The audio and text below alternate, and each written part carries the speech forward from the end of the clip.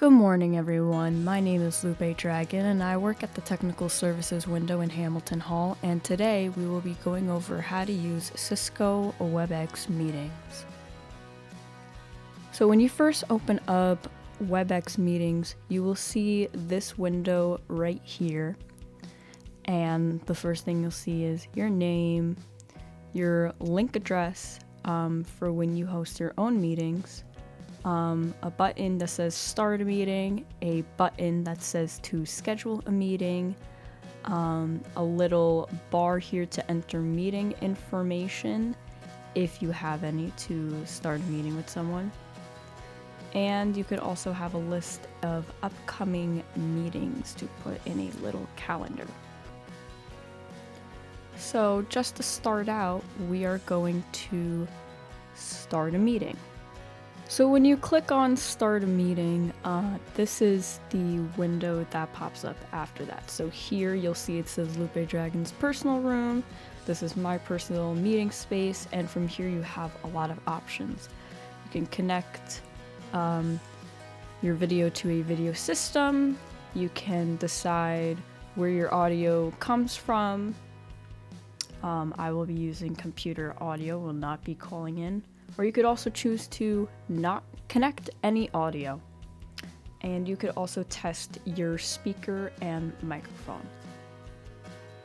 And here you could test it just before you hop into the meeting, make sure everything's working great, you could hear everyone, and you could also hear yourself.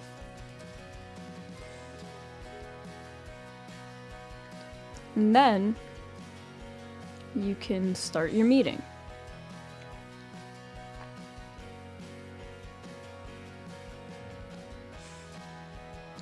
So now that we're in the meeting, we can basically play around again with our settings. We can mute ourselves if we don't want anyone to hear us.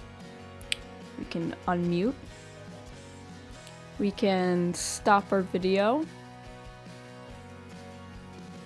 and restart the video. We can share our screen. And so you can either share my whole desktop, just Webex Meetings, Google Chrome, Spotify, music, messages, Safari, or Microsoft Word. And you could choose whether to optimize text and images or to optimize for motion and video. So if you're showing like a YouTube video for class purposes. You can also see the list of participants in your call. As a host, you can choose to mute all or to unmute all. You can look into the chat to see if any students or participants are asking questions or anything else that you can respond to. And you also have two more panels. One is for notes. So you can jot down some digital notes in class. And another is for polling. So if you're going over any topics in class that maybe you're having a little virtual quiz on, you can go over some questions in the polls.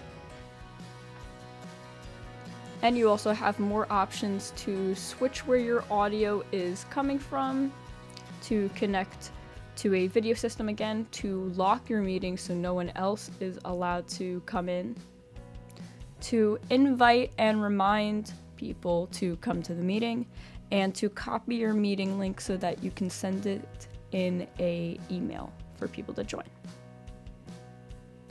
And if you still need your meeting information, you can go up to the I up here that says meeting info, click on it, and there's your meeting information. There's your meeting number, your video address, your audio connection, and your access code and your attendee ID with your web link URL. And then you can end your meeting. Thank you for watching. I hope that this was very helpful. And again, if you need anything else, TSW is here for all your tech issues and support. And I hope you have a great day. Take care and stay healthy and well.